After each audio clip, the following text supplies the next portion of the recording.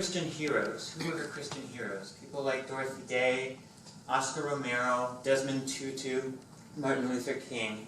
Those people formed the vision for me of what the church was, a radically inclusive community and a force for social justice in the world, grounded in the belief that the people of God are all created equal. But in my experience in rural Michigan, the church did not look like that. The church usually seemed irrelevant, or worse, it was a force for exclusion, not inclusion.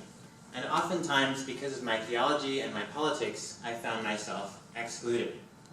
Fast forward to college, to which I came hoping to find something better. Instead, my frustration came to a climax. My freshman year, I came out and became involved in LGBT activism.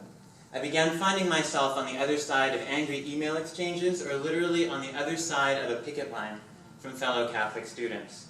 On campus, in front of the Science Center, I saw the people I went to church with on Sundays standing across from me holding signs and shouting against my rights and against me. That was it. I left church one Sunday morning and I did not come back. Fast forward 5 years. In a moment of spiritual hunger, I decided to give church a last chance and joined a certain Christian fellowship program here in Boston by the name of Life Together.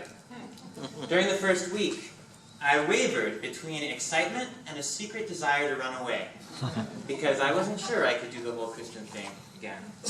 But in the second week, the program took us to a public narrative and organizing workshop just like this one.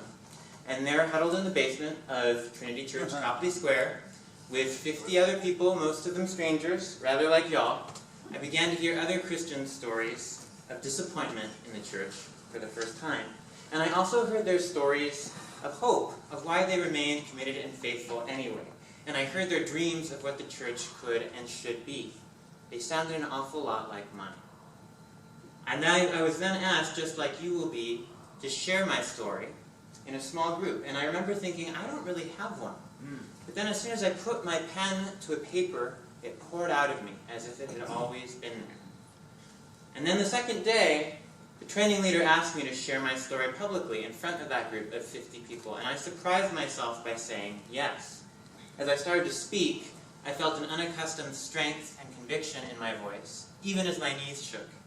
And I felt the support of the crowd in the room. I saw it in the faces as I looked around and felt them holding me up. And I heard myself committing to becoming a leader in the church and asking all the people in that room to join me in changing it. My life as a public leader, and I would also say as a born-again Christian, began that day. So today, I hope to share with you the power of public narrative and help you find your voices and your stories. Will you join me? Yes.